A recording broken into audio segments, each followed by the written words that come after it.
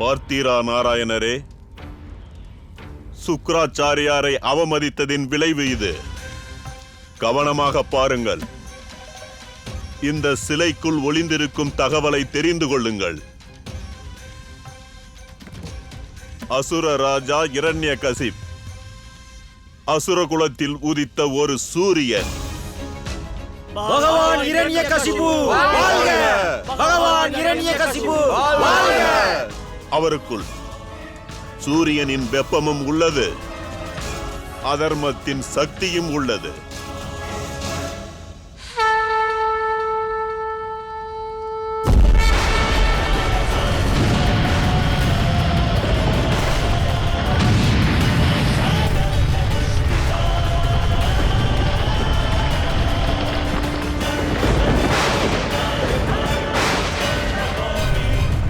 அவர் மிக மிக உறுதியானவர். அதற்கான ஆதாரம் உங்கள் கண் முன்னே உள்ளது. சிலை உறுதியாக இருப்பதால் அந்த நபரும் உறுதியானவர் என்று அர்த்தம். நாராயணரே, நினைவிருக்கட்டும் சுக்ரா, ஓர் நாள் அதர்மத்தின் சிலையை தர்மத்தின் வெற்றியானது உடைத்தெறியும். நாராயணரே, நாராயணரே, வாய்ப்பே இல்லை. நிச்சயமாக அவ்வாறு நடக்காது. பகவான் இரண்யகசிபு வாழ்க! பகவான் இரண்யகசிபுவின் மகன் பிரகலாதன் வாழ்க! பகவான் இரண்யகசிபு வாழ்க! பகவான் இரண்யகசிபுவின் மகன் பிரகலாதன் வாழ்க! ஒருவேளை அந்த நாராயணர் அவ்வளவு உறுதியாக கூறியது இரண்யகசிப்பின் மகனை மனதில் வைத்துதானோ? இப்பிரபஞ்சத்தின் கடவுளின் மனைவி மற்றும் எனது புதல்வனின் தாயே, உன்னை வரவேற்கிறேன்.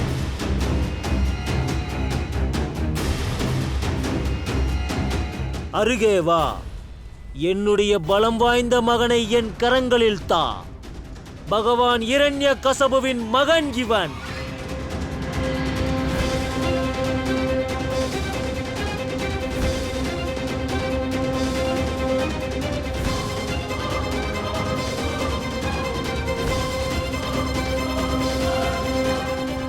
நில்லுங்கள்.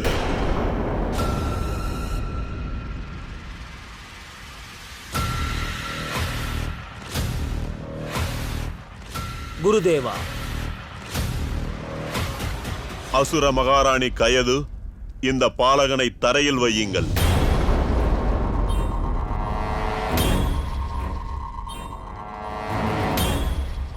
நீங்கள் என்ன கூறுகிறீர்கள் குருதேவா?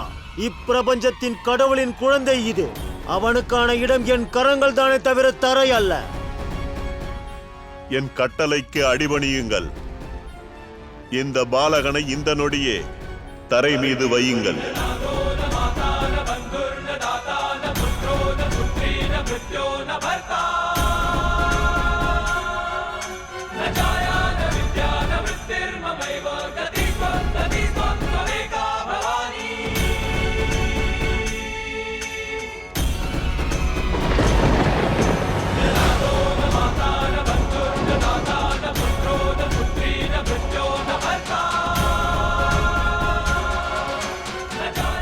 எழுந்திரு இரண்யகசிப்பின் மகன் பிரகலாதனே.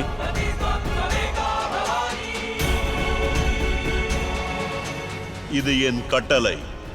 அசுரர்களின் குருவின் உத்தரவு இது. எழுந்திரு பிரகலாதா.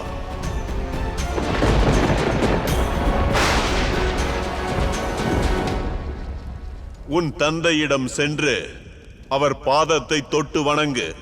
அவரிடம் ஆசீர்வாதத்தை பெற்றுக்கொள்.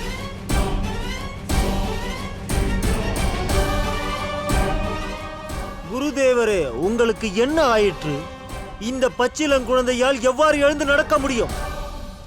என்ன மறந்து விட்டீர்களா அசுரவேந்தன் இரண்யகசிப்பை? அசுரரின் குழந்தை பிறந்த உடனேயே வளர்ந்துவிடும்.